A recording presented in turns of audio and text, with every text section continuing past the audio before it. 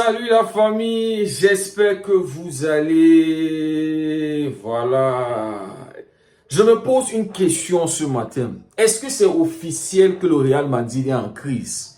Est-ce qu'officiellement le Real Madrid est en crise, les gars? Parce que je ne fais que voir ça depuis, même dans les débriefs et tout. Après match hier, le Real est en crise.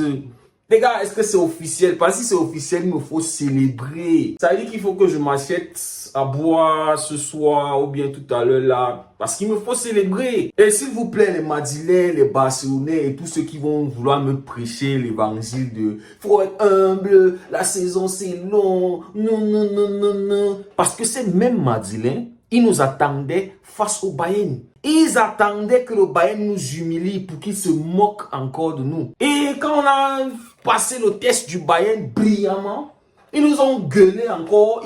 C'est-à-dire, ils ont fait notre victoire être petit. Ils nous ont rabaissé encore dans notre victoire. C'est-à-dire, on s'impose face au Bayern avec un très beau football. Eux-mêmes, ils ont vu. Ils nous ont dit comment? Non, vous attendez, Santiago Bernabéu, c'est pas le Bayern, le Real, si on va vous donner une leçon de football là-bas, on va vous battre. J'ai un camarade qui m'avait dit que vous allez prendre au moins un 3-1. Vous venez chez nous, on va vous donner la tasse. Et on les donne 4. Et puis hier, ils se sont mangés encore une leçon de football par le Milan. Donc, ne venez pas me prêcher, ne me dites pas qu'il faut être humble, non, faut pas, non, non, non, non, je m'en bats les couilles. Madrilène et Barcelonais, ce sont des rivaux. On n'est pas des camarades. Ça veut dire que si le Real est en crise, je souhaite que cette crise puisse aller au moins 5 saisons. J'ai pas pitié. J'ai pas pitié. Cette saison-là, c'est la guerre. Je m'en fous de ceux qui veulent me dire d'être humble, de ne pas parler. Je vais parler. Parce que si c'était le Barça, ils attendaient ça. Quand ils ont pris Mbappé et tous les recrutements qu'ils ont fait, Enzik, tout ça là, ils disaient qu'ils allaient marcher sur nous. On n'allait rien remporter. Ils ne voyaient pas ce scénario. Comme quoi la vie peut changer en un claquement de doigts. La vie, on ne sait pas. C'est-à-dire la vie est imprévisible. Donc si le Real est en crise, les amis, moi je célèbre ça. Je suis barcelonais, je ne suis pas madrilène. Et moi, je ne suis pas avec ces supporters barcelonais qui débriefent et qui veulent aider le Real Madrid à trouver des solutions. Et moi, je m'en fous. Quelle solution est-ce qu'ils nous ont proposé? Comment est-ce qu'ils nous ont aidés? À part nous insulter, nous dire comment on est faible, on ne connaît pas jouer au foot. Quand nous, on était en crise, qu'est-ce que les Madrilènes faisaient? Donc, s'ils sont en crise, c'est une très bonne nouvelle. C'est une très bonne nouvelle pour moi, supporter du Barça. Et que cette crise-là continue. Nous, on va trouver encore le moyen. Super Coupe d'Espagne. On les tape encore pour augmenter, c'est-à-dire pour aggraver la crise. Prochain classique au Montjuic, on les tape encore. Ça veut dire qu'il faut que toute cette saison-là, d'abord, ça soit crise, crise, crise, crise, crise. Mais quand on parle même de crise, moi, je ne sais même pas trop ce qui est crise. Moi, je ne veux pas dire qu'il y a une crise. Hein. Voilà, maintenant, moi, je parle, je ne veux pas dire qu'il y a une crise. Vous n'allez pas entendre ma bouche dire que le Real Madrid est en crise. Non, c'est pas parce que tu as perdu quelques matchs, c'est pas parce que il y a un dysfonctionnement, il n'y a pas de cohérence dans l'équipe qu'on va parler de crise. Si on parle de crise, on regarde le Barça. Hein? Fair play financier, le club est en faillite, on n'arrive pas à s'acheter des joueurs, on a accusé de monétiser les arbitres, l'équipe qui n'était pas cohérente la saison dernière, Xavi, machin, c'est ça la crise. Tous les niveaux, le Barça était atteint. Et même les adversaires, les Madrilènes, Séville et tout ça, tous ces gars qui luttaient contre le Barça de l'extérieur. À l'intérieur, il y avait le feu, à l'extérieur, il y avait le feu. C'est ça qu'on appelle la crise. Donc, laissez-nous un peu ces choses de Real Madrid en crise. Moi, je ne crois pas en ça. Est-ce que vous faites dire qu'en deuxième partie de saison, on ne va pas voir un Real Madrid qui va se rééquilibrer? C'est pas parce qu'on perd 1, 2, 3 matchs. Le Real Madrid n'est mathématiquement pas éliminé de toutes les compétitions. Ou bien n'est pas... comment je vais dire ça? C'est pas comme s'ils sont hors de tous les... Voilà, c'est pas comme si le Real Madrid ne peut pas remporter la Liga ou la Champions League ou la Super Coupe ou la Copa del Rey. Donc, commencez déjà à vouloir nous dire crise pour que demain, si le Real remporte un trophée, on va dire, ah, souvenez-vous, c'était la crise en début de saison, le Real, machin, et puis on était là. Non, non, non, non, non. Moi, je ne partage pas l'avis de ceux qui disent que le Real Madrid est en crise actuellement. Je suis désolé. Le Real Madrid, ça ne fonctionne pas bien sur le terrain. Le seul aspect où ça ne fonctionne pas, c'est footballistiquement. C'est Carlo Ancelotti qui manque des idées pour gérer son effectif, pour équilibrer son équipe. Voilà. Et Toni Kroos qui n'est plus là. Et on voit que le milieu de terrain, il n'y a que des maçons. Il n'y a que des accompagneurs. Et un Modric qui est vieux, ça ne donne plus. Ça dit, c'est clair que Modric, je ne sais pas, peut-être deuxième partie de la saison, il va encore nous faire. Parce que les Madrilènes, ils sont comme ça. Vinicius, la saison dernière, n'a pas fait une bonne première partie de saison. Deuxième partie de saison, c'est là où Vinicius s'est réveillé et il a commencé à faire ses choses. Donc peut-être un Modric, les Madrilènes, ils sont comme ça. Ce sont des joueurs coup de foot, comme je le dis toujours. Ce sont des joueurs qui vivent sur des réactions. Ce sont des joueurs à réaction. Combien de matchs on a vu le Real Madrid réagir? Même la saison dernière. Ils sont menés au score 2-0 et ils te font une remontada. Ils te gagnent le match de... Ils perdent un match aller face à City et match retour, ils te font... Ou bien ils vont même à l'extérieur. Ils vont à l'Allianz Arena, ils vont au Etihad Stadium. Et on se dit non, ils sont à l'extérieur, ils ne jouent pas un football flamboyant. Ils jouent face à City et ils réussissent quand même à gagner le match.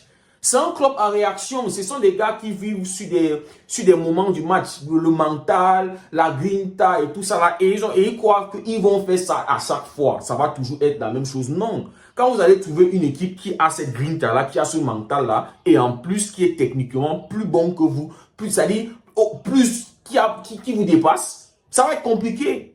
Ça va être compliqué parce qu'on voit que techniquement le Real Madrid n'est pas bon. C'est ça. Ils ne savent pas jouer au foot collectif. Des individualités qui peuvent faire la différence. Lounine qui peut te faire des parades ou Courtois et Vinicius, parce que Mbappé encore c'est un gros mouilleur. Franchement, il est faible, il n'est même pas au niveau du Real Madrid. Et voilà, aussi, quand on parle même de tous ces déséquilibres et tout ça, Kylian Mbappé qui a foutu le bordel avec l'attaque dans l'attaque du Real Madrid. Seulement Vinicius et Bellingham étaient hyper dangereux la saison dernière. Rodrigo ajouté à ça, c'était quelque chose de malade, ce qu'il pouvait faire devant. Et même collectivement, il y avait Toni Kroos, c'était là pour faire des passes, pour stabiliser, pour contrôler le tempo du jeu et tout ça. Techniquement, c'était du très haut niveau. Peut-être il va falloir que les gars ils aillent causer avec Toni Kroos, qui sort de la retraite, parce que Toni Kroos en allant en retraite était encore très bon. Avec l'Allemagne, la saison dernière qu'il fait, il est nominé au Ballon d'Or et tout ça là. Franchement, peut-être il va falloir aller convaincre Toni Kroos de venir peut-être vous sauver la saison en attendant que... Je suis même en train déjà vous trouver des solutions. Mais je m'en fous. Si vous êtes en crise, je m'en fous. Je suis pas le Madrilène. Le Real, c'est mon rival. Mais bon, quand je suis en train de dire peut-être Toni Kroos va être une solution voilà, durant la trêve hivernale. Parce que là, vous n'avez que des maçons, des gars qui doivent accompagner des artistes. C'est-à-dire un Toni Kroos et un Modric qui sont bien en forme et tout. Et puis maintenant, tu mets des Camavinga, Valverde. Ce sont des gars comme ça qui accompagnent des gars qui sont techniquement bons. Vous voyez un peu, non, techniquement très, très élevés. Parce que Camavinga, Valverde, Tchouaméni, alors n'en parlons pas. Ça, c'est un maçon. C'est un mécanicien, franchement. Tu vois un Rudiger qui peut te marquer des buts. J'ai l'impression qu'un Rudiger réfléchit, et même plus, comment je vais dire ça, qu'un Tchouaméni. Regardez le but de Rudiger hier. C'est juste qu'il n'a pas le réflexe d'attaquant pour vite se replacer, pour ne pas être hors jeu, pour profiter des deuxièmes ballons si le gardien repousse un ballon, un truc comme ça. Et voilà, il est puni par l'hors jeu. Mais regardez son but, il n'a même pas réfléchi au ballon, il est venu sur lui, pap, il a claqué derrière le but. Et un Tchouaméni, ils sont là, qu'est-ce qu'il fout à pas défendre? C'est ça qu'il dit que peut-être Tchouaméni va falloir le reconvertir à un défenseur. Oui, qu'il soit un fullback. Là, fullback, c'est un défenseur. Techniquement, on n'attend pas, on ne s'attend pas trop. On sait que oui, il est un stopper, c'est un gars il intercepte, il défend bien, il est dû sur l'homme. Et puis voilà, il fait la passe pour que les autres font des relances. Mais ici, ce n'est que Tchouaméni là, franchement. Faut oublier. Donc, pour moi, les amis, ce Real Madrid est juste déséquilibré, pas de cohérence. Et même si les gens veulent dire que c'est pas toute la faute à Mbappé, c'est Mbappé. Pourquoi est-ce que le Real Madrid, la saison dernière, était plus à l'aise, tranquille? Même s'il ne jouait pas un football flamboyant, mais il y avait la cohérence, c'était solide défensivement. Combien de buts encaissés en 3-2 matchs? Les deux derniers matchs, c'est 7 buts encaissés. C'est-à-dire défensivement, ils étaient solides, ils étaient cohérents, tout. Ils défendaient bien. Mais vous avez fait venir un joueur et tout s'est déstabilisé. On a un Bellingham qui est en train de se perdre, frustré. On lui a vu sortir hier en train de péter tout sur. C'est-à-dire, il est frustré. Aujourd'hui, il est juste le joueur qui fait tout le sale boulot, qui court, qui essaie de récupérer ici, là, fait tout le sale boulot au milieu de terrain.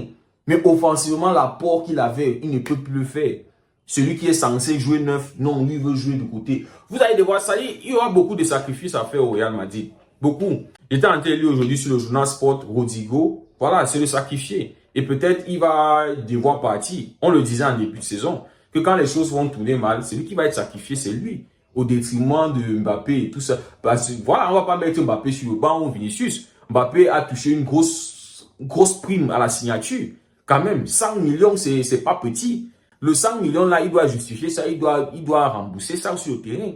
Mais maintenant, tu as un Vinicius qui est sur le côté gauche. C'est son côté. Et même Benzema le dit, c'est son côté. Le côté là, ça appartient à Vinicius. Et aucun de ces deux joueurs-là ne vont accepter de s'asseoir au banc. Parce qu'ils sont tous deux des prétendants au ballon d'or. Vinicius a dit qu'il va faire 10 fois plus.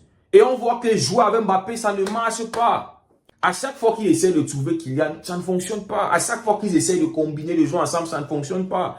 Et quand Vinicius décide alors de jouer, c'est-à-dire de porter le match à son compte de jouer, là oui, quand il utilise son individualité, prend le ballon, aller déstabiliser, provoquer et finir, c'est là où ça fonctionne. Maintenant, qui va s'asseoir sur le banc quand les deux veulent prendre le ballon d'or? Et dans tout ça, ceux qui sont en deuxième plan, ceux qui sont victimes de ces deux-là, qui doivent être les meilleurs joueurs au monde, parce que Vinicius est aussi dans le débat des meilleurs joueurs du monde. Mbappé est dans le débat des meilleurs joueurs du monde. Les Rodrigo et les Bellingham sont des accompagnants, ils sont dans le deuxième plan. Et ça se voit qu'on les sacrifie. Hier, Bellingham est sorti dans un match où tu vas titulariser Mbappé, Vinicius et Rodrigo. Quand ça ne va pas, on se fait sortir Rodrigo.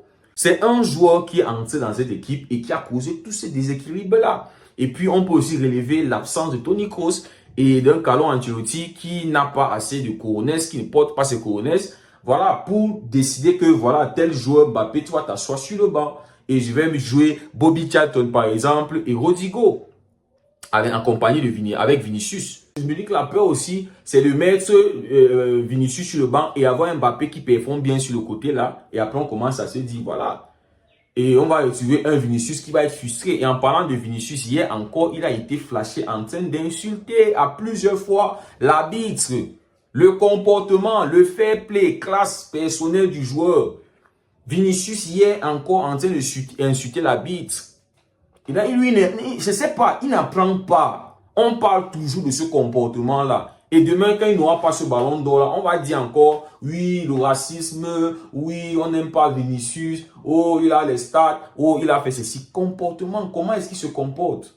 Les arbitres, face aux arbitres, face aux joueurs adverses, face au public. Tout ça, là, les journalistes voient. Parce que quand tu es en train de postuler au poste de meilleur joueur du monde, il y a tous ces critères-là qu'il faut cocher, mon frère.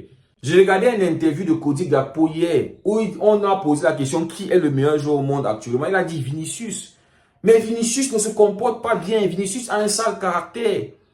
Et il suffit qu'il passe à côté de son match, qu'il soit un peu mis dans des situations, là il est un peu bizarre, le match ne donne pas, ça ne va pas dans le sens du Real Madrid, pour le voir sortir de ses gonds, voilà, insulter, commencer à se plaindre, à simuler des fautes, à demander qu'on siffle, machin. Heureusement, l'arbitre n'a pas trop cédé à ça et l'arbitre pouvait le punir. Et je disais aussi que Bellingham, on l'a aussi flashé en train de chuter l'arbitre aussi, en train de dire des choses bizarres à l'arbitre. Mais l'arbitre qui a gardé son sang-froid, sinon il pouvait les coller les cartons rouges, peut-être les expulser peut-être un Vinicius ou un Bellingham. Donc, je ne sais pas si Vinicius est déjà en train d'apprendre un sale comportement à Bellingham parce qu'on ne voyait pas ça la saison dernière. Donc, Vinicius, franchement, frérot, si tu es en train de vouloir être le meilleur joueur au monde, frérot, il va falloir modifier un peu, ça dit ton caractère, frérot. C'est comme si toi, tu n'apprends pas. Je ne sais pas comment toi, tu vois les choses. Donc, les amis, je le dis encore, si le Real Madrid est en crise, c'est une très bonne nouvelle pour moi qui supporte le Barça. Et je souhaite que la crise continue de pire en pire, que ça continue. Mais, je conclus en disant que pour moi, c'est pas encore la crise. Attendons. Ne crions pas encore crise, pour que demain ils disent que oui, on était en crise et on est vite sorti de notre crise. Non. Il y a une équipe déstabilisée, une équipe qui n'est pas cohérente, qui a perdu 2 éléments. Le coaching numéro 1, Monsieur Carlo Ancelotti qui n'est plus inspiré. C'est-à-dire qu'il fait des remplacements poste pour poste sans apporter une solution, sans trouver la solution aux problèmes qui sont en train de faire face. Il te fait juste des remplacements. Tu vois, Meni qui va sortir, Kamavinga, Alexis Ceballos, on fait sortir les Modric sans résoudre un problème tactique. Et puis, tu as un Toni Kroos qui n'est plus au milieu de terrain, qui pose des problèmes. Le Real Madrid actuellement n'a que des maçons. Et puis, troisièmement, tu as un joueur qui est entré dans cet effectif et qui a tout déstabilisé offensivement. Pour moi, c'est ça. S'il trouve les solutions à ces trucs-là, voilà, peut-être on va voir un Real Madrid. Voilà. Les amis, merci beaucoup d'avoir suivi la vidéo. On se dit à très bientôt. Prenez tout soin de vous. Et c'était Monsieur Derigo.